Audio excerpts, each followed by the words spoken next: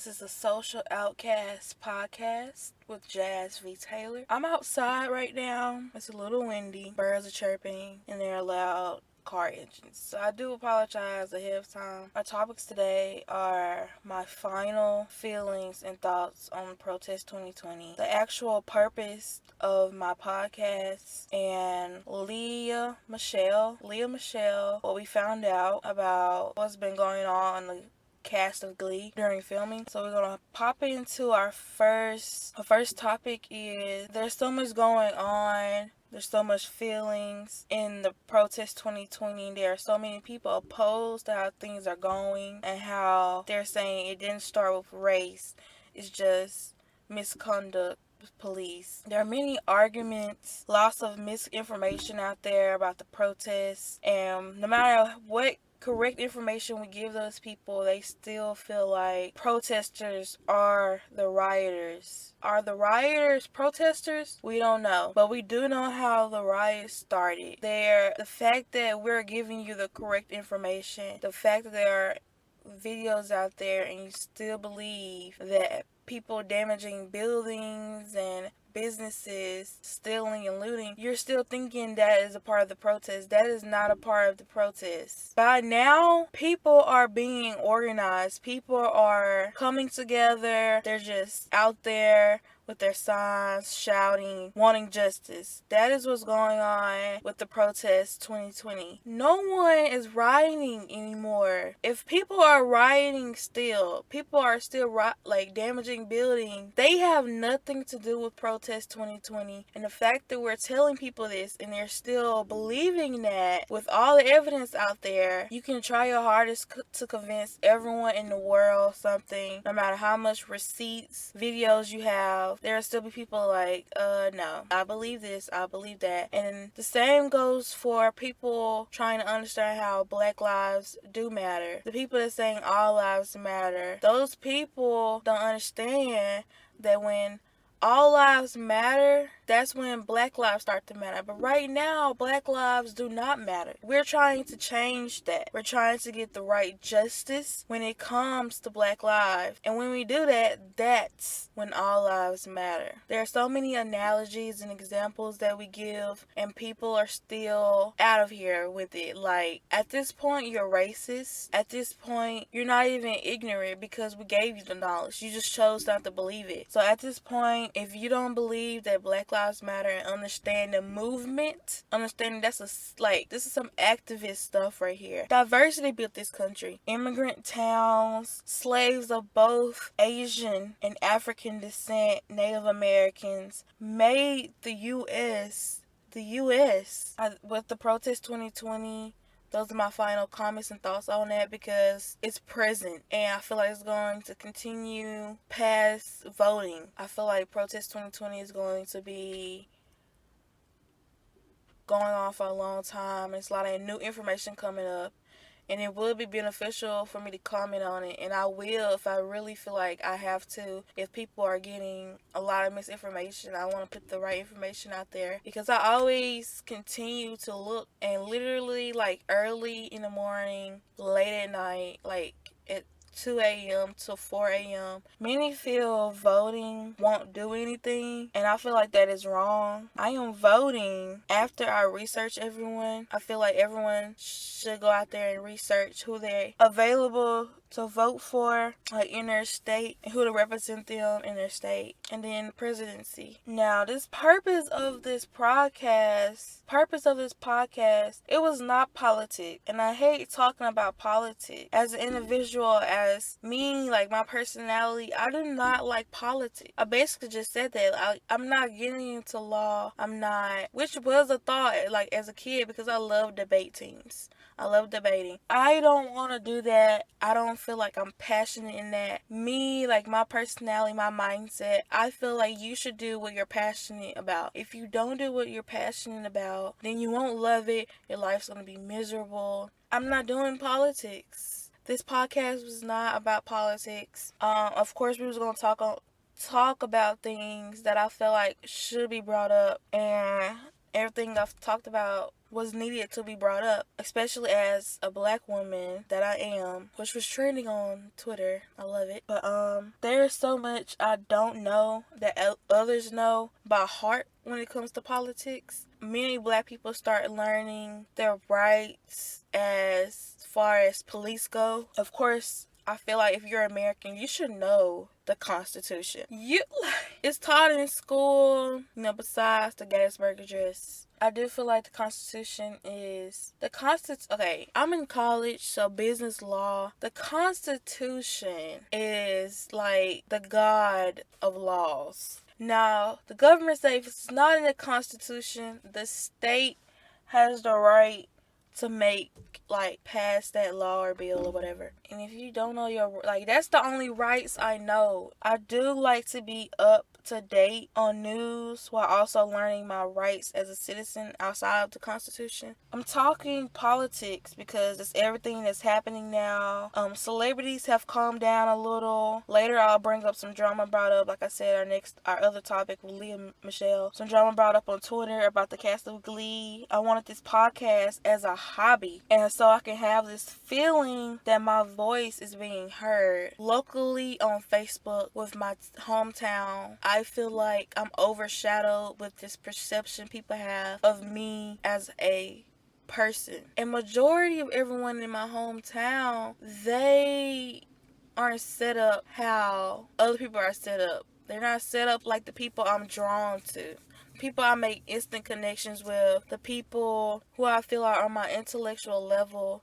Of course, I have friends, and of course, my friends fit. I could say something, someone else says the exact same thing. We have the exact same amount of friends. The people that comment, share, like, oh my gosh, you're right. They saw my posts, and so that's why I'm just like, this podcast is for me. This is my own thing. This is where I can be who I am, say what I feel, and of course, I accept everyone else's opinions and thoughts. I want to understand who you are, so that's why I accept that. And I wanted this podcast as a hobby, that being before quarantine, and then quarantine just gave me that push, and so I can have this feeling that my voice is being heard, and I do feel like it's being heard, and I feel my opinions, my thoughts, and my advice on situations matters, and everyone should feel like that. Of course, when it's not threatening other people's lives, no shade, but yeah. And no matter if I have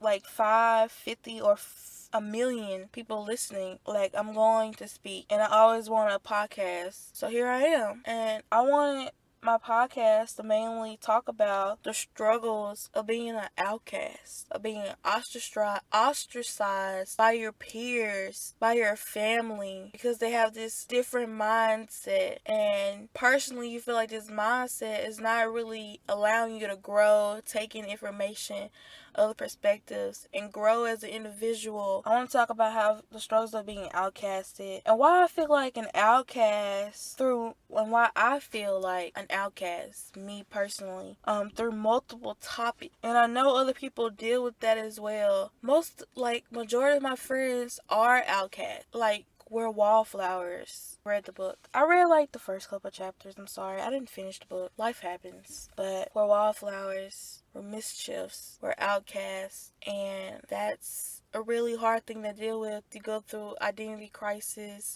You force yourself, like, from peer pressure to like certain things, and you feel different. You feel not a part. And as human beings, if you don't feel like you're a part of something, then you feel like you don't exist, which gets darker. Not gonna talk about that today. That being, like, the topics that I want to discuss, it's a long list, but the broad being is high school, family, and the black community. There's so many outcasts in high school, like I said, with me, and then family and the black community. People, they have this idea of what a black person is supposed to be, and if they're not that, then they say they're whitewashed, weird, or the phrase not black.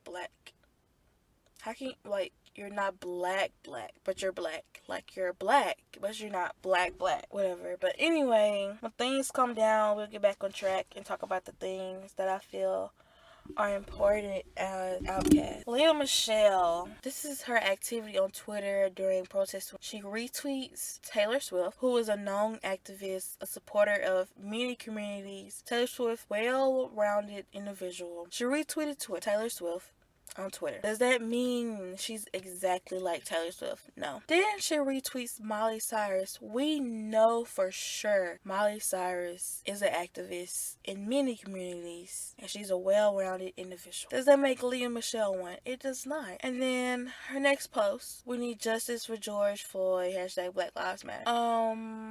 You're about 2 weeks late, and I'm gonna need a little bit more from you than that. That was a good start for being late in the game. Michele played as Rachel Berry on Glee. She was confronted on Twitter after her original tweet, the third tweet. Samantha Marie Ware said that Leah said she would crap in Samantha's wig if she had the chance, and that Leah gave her hell on set when it was Samantha's first casting ever. People on Twitter wanted fact checks. They started looking for other Glee members to come and verify this, etc., etc. And they were looking for other Glee cast members, more so the OGs of Glee, like Amber Riley. And side note, I love Amber Riley. I relate to her a lot as an individual, not her character only, but I relate to both. Like her and then her character she played, and because there's like many similar characteristics, and she liked or commented back to Samantha, and so did other people that are verified on Twitter. And the fans said other people been saying the same thing about Michele, and Michele came out with an apology a day later.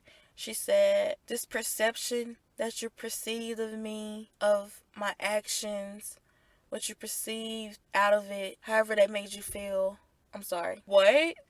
I did not quote that. I'm summarizing. But the word, what you perceived, your perception of my actions, I'm sorry, however they made you feel. What are you talking about? So that means she basically said all that was right, all that was true. And no matter how you took it, if you feel bad, I'm sorry. You telling me Michele actually is Rachel Berry? I believe it. And I'm not saying that because of her role. Many people are mentally saying to separate the two, meaning the audience can separate themselves from the audience can separate the actors from their actual roles. But Michele gives me diva vibes. And it's crazy how a month ago I was wondering how she was doing since Corey died. And I actually was like, I wonder where she is now.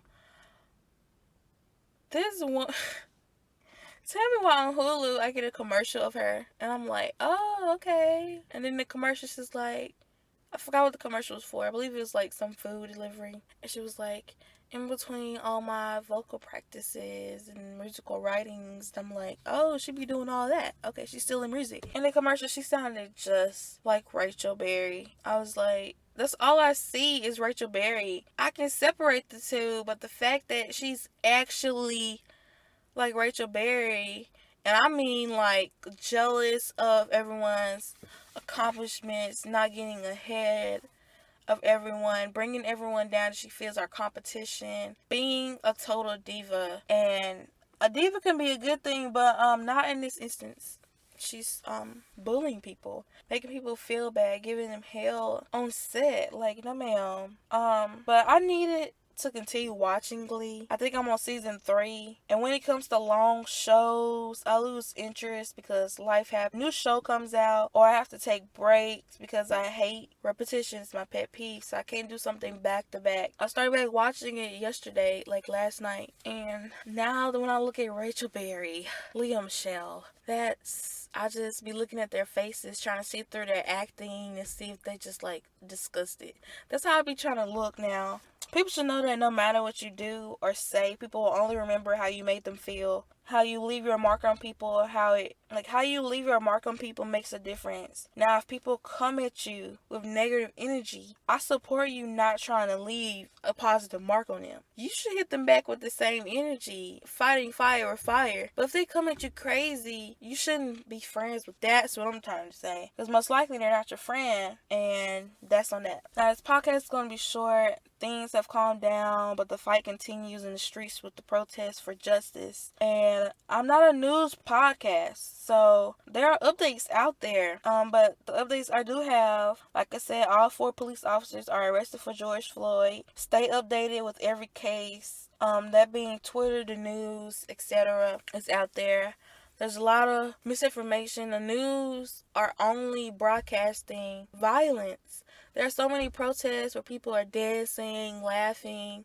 Why do y'all do that? You should get the full story, front and back, both sides. But they're not doing that, and people fall for it. The adults that was raised that way fall for it. But no matter what we tell them, what we show them, we're not good enough. We're terrible beings, and we're animals, thugs, and other stuff, even though in my hometown I'm perceived as a good girl, so I really don't see how just because I'm black I'm a thug. I don't know. Fun fact, the Blue Lives Matter hashtag trend on Twitter that was happening is so hilarious. I don't like K-pop, but I mess with y'all.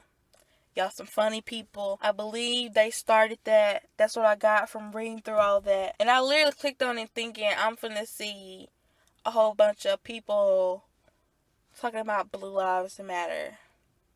Who blue? Let me know who blue. I don't know what race is blue. Who blue out here? Who is blue? Blue's Clues? That cow on Dora, I believe he was blue. The Cookie Monster, his lives matter. His lives do matter. I mess with Cookie Monster. He cool. I be seeing him around.